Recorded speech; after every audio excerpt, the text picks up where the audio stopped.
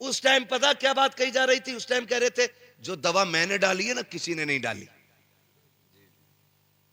किसी का गन्ना ज्यादा काला तो कह रहा जो बीज मेरा है ना वो बीज है, किसी का ही नहीं। अब जब खड़ी खेती सूख गई, अब कह रहा कोरोना हो गया। भाई दवा नहीं है, कब कुदरत की मार है ये, कोई दवा से ही ठीक ना हो रहा।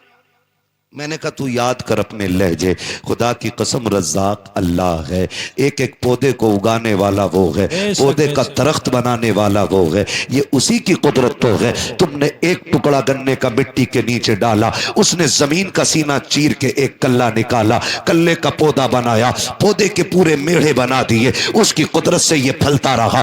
तुम कहते रहे ये दवाई का कमाल है, ये बीज का कमाल है, ये मेरी मेहनत का कमाल है। तुम्हें उस वक्त बिल्कुल ख्याल नहीं आया। खुदा की कसम जाओ दुनिया से जाकर के पूछ लो, बड़ा बड़ा साइंटिस्ट कह सकता है कि कोई भी खेती साए में नहीं हो सकती है। एक खेती को फलने के लिए अगर धूप की जरूरत पड़ती है तो चांद की चांदनी की भी जरूरत पड़ती है, अगर सख्त झोंकों की जरूरत पड़ती है तो नसीम सहर की भी जरूरत पड़ती है।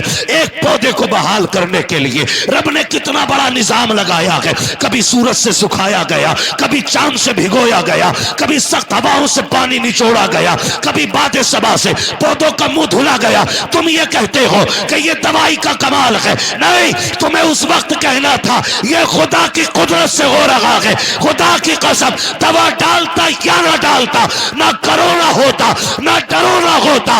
अपनी खेती खुदा के हवाले कर दे, एक एक बीज अल्लाह तेरे घर तक हिफाजत से पहुंचा दे। नारे तकबीर, नारे रिसालत, नारे हैदरी। अल्लामा मुफ्ती हम्माद रजा साहिब किबला, बहुत अच्छा पैगाम है माशाल्लाह। करो कुछ, बहुत अच्छा, बहुत अल्लाह की कुदरत का इनकार ना करो। बेशक। फसल अच्छी हो तो क्या शुक्र है तेरा, ना कहो तो मालिक सब्र करता हूं। ये जो करोने हो रहे हैं ना, ये करोने इसलिए हो रहे हैं खेती में क्योंकि उशर कोई नहीं देता जी।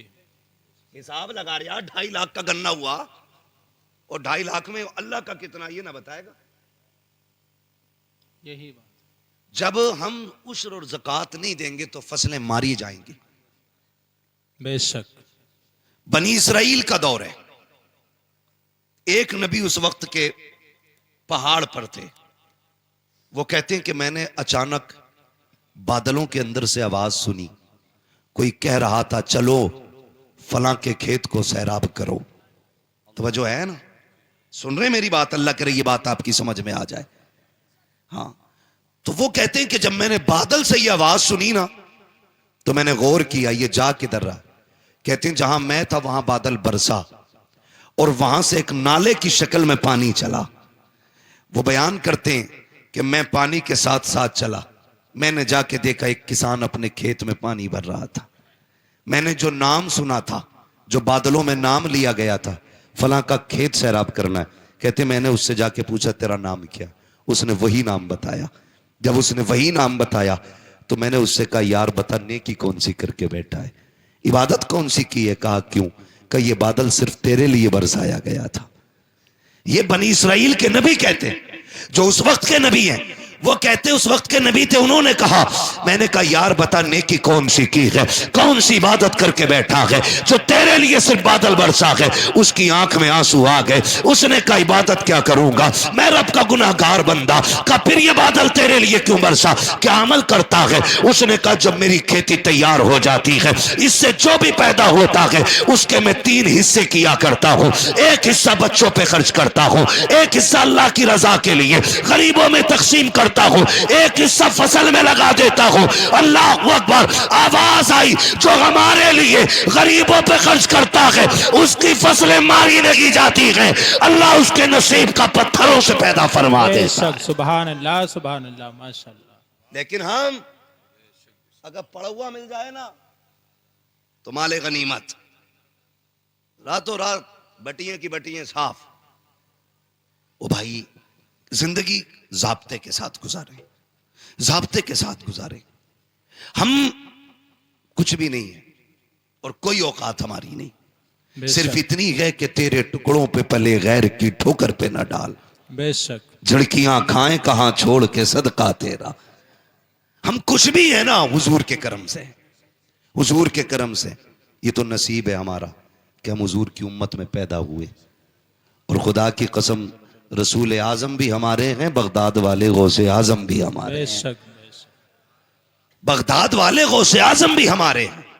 आप तारीख का ये बाप पढ़ के तो देखें, दुनिया जानती है। कई बार ये सुना होगा, वाकया सुनाना मकसद नहीं, सिर्फ कुछ बताना चाहता हूं। सरकार गौस पाक के वालिद का नाम क्या है? सलामत रहो भाई, सलामत रहो। हजरत अबू साले जंगी दोस्त रहमतुल्लाहि ताला अलैह, वालिद यही है ना? बोलो हाँ यही नाम है, मुझे भी यही लग रहा। वालिद कई बार सुना होगा। रोजे से रहते थे, दिन भर रोजा रखना, रात भर नमाज पढ़ना। एक दिन भूख तेज की लगी ना, सुने बहुत गौर से, भूख तेज की लगी तो रोजा भी था, कहने लगे चलो दरिया के किनारे इफ्तार कर लेते। पानी पीने रोजे इफ्तार के लिए गए थे, सेब आ रहा था, उठा के खा लिया। क्या किया? अच्छा बताओ, किसी के पेड़ से तोड़ा था? बोले जरा, किसी से छीना था? दरिया में बहता हुआ आ रहा था, उठा के खा लिया। जैसे ही हलक के नीचे उतरा, फौरन दिल ने सवाल किया। दिल ने कहा, अबू साले, अगर रब ने कयामत में पूछ लिया कि जो सेब खाया था मालिक से भी पूछा था कि नहीं, जवाब क्या देना है? कांप गए, घबरा गए। रुक के जरा बताओ, दरिया का बहता हुआ सेब उठा के खा ले, दिल कबूल नहीं करता है। आज ना बाजार में बंदा खड़ा हो जाता है, इस ठेले से उस ठेले पे, उससे उस पे, सुबह से शाम तक ना उठा उठा के खा के कह रहा क्या रेट दी है? उसने कही 70 रुपए, कह रहा महंगी है। फिर सिंगाड़े वाले के पास पहुंचा, पहले खाया फिर पूछा क्या रेट है? का 60 रुपए, महंगा है।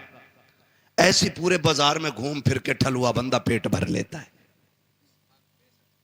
हल्दी लगी ना फिटकरी, रंग चोखा आ गया भाई। शाम को आया सीना चौड़ा करके, ओ भाई हराम के लुकमों से बच, हलाल के लुकमे खा।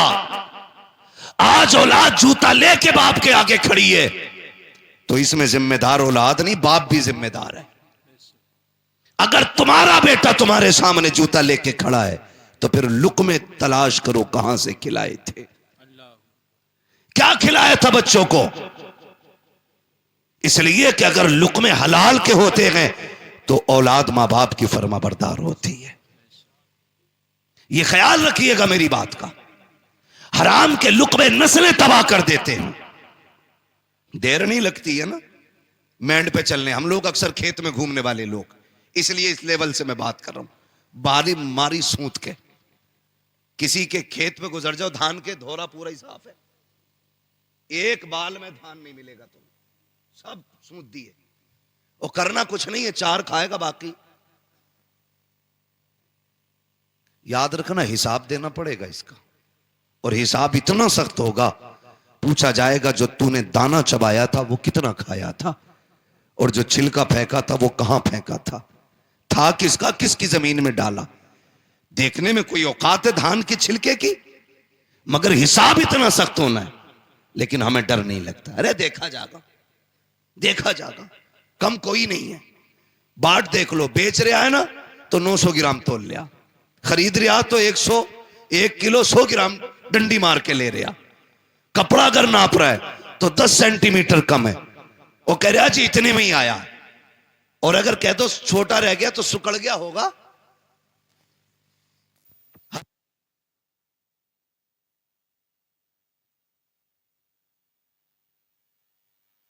हर गांव में मेंढ का झगड़ा है कि नहीं?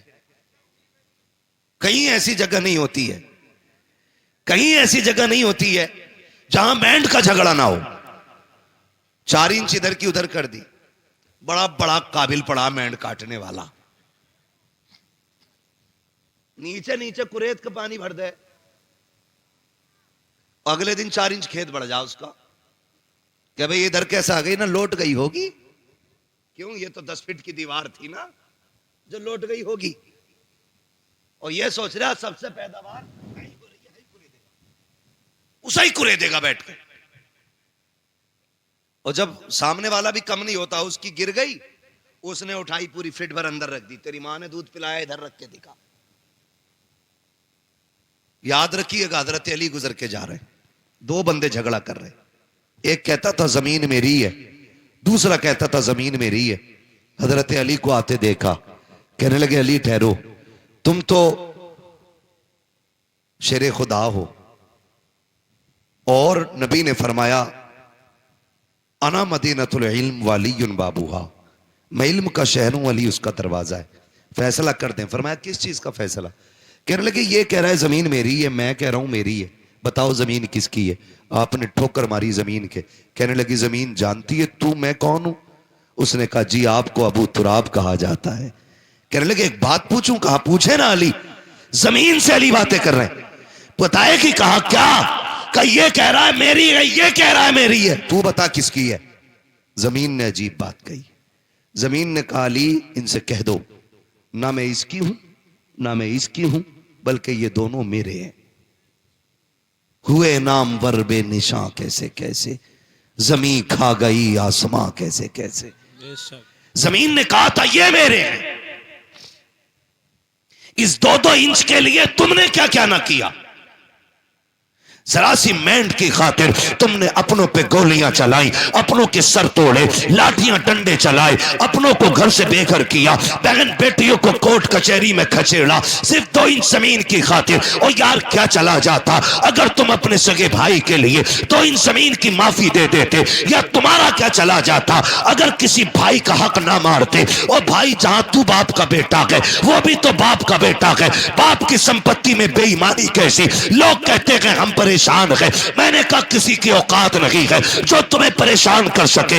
हमारी परेशानी की वजह हम ही लोग हुआ करते हैं। जाओ जाके कचहरियों में देखो, भाई का मुकदमा भाई के खिलाफ है, भाई का दावा भाई के खिलाफ है। जेलों में जाके देखो जितने भी दाढ़ी टोपी वाले हैं उनको फंसाने वाले अक्सर मुसलमान क्यों होते हैं, उनका जायदाद का झगड़ा क्यों होता है। ओ मेरे भाई खुदा का वास्ता इस 2 इंच 4 इंच फिट भर के लिए अपनों का खून ना बगाना, इसलिए कि दौलत हाथ का मैल होती है लेकिन अपने मेहनत से नहीं बल्कि रब की तौफीक और नसीबों से मिला करते। नारे तकबीर, नारे रिसालत, नारे गौसियत, मसलके आला हजरत उलमाए अहले सुन्नत। सुभान अल्लाह। सही कर दो भाई, मैं इससे अच्छा तो बिना माइक के बोल रहा हूं। तवज्जो है सारे लोगों की। ओ भाई अपनों का खून ना बहाएं, खून ना बहाएं अपनों का। और तुम जिसके लिए अपने का गला काट रहे हो ना, ये तुम्हारे साथ कब्र में नहीं जानी। लेके गया है कोई? गया है कोई लेके? कोई नहीं। खाली हाथ आना है, खाली हाथ जाना है, खाली हाथ जाना है। जब आए थे मुट्ठियां बंद थी, और जब जाओगे ये खुली हो जाएंगी, खुली हो जाएंगी, खुली हो जाएंगी। सिकंदर जिसने आधी दुनिया फतह कर ली थी और उसको पूरी दुनिया का बादशाह कहा जाता है। क्यों? क्योंकि जिस स्पीड से वो दुनिया फतह कर रहा था, अगर जिंदगी साथ दे देती पूरी दुनिया फतह करता वो। जानते हो, चलते चलते रास्ते में सांप ने काटा, जहर फैला, बिस्तर पे लेट गया, तबीबों ने इलाज किया। इलाज होते होते एक दिन तबीबों ने हाथ उठा दिए। तबीबों ने कहा ये बादशाह अब आखिरी लम्हात आ गए, बचोगे नहीं। उसने कहा कितना वक्त है? कहा बस चंद सांसें हैं। उसने कहा क्या मैं यहां से अपने वतन नहीं जा सकता? उन्होंने कहा नहीं, अब इतनी मोहलत नहीं है तुम अपने वतन जा सको। तब सिकंदर ने कहा था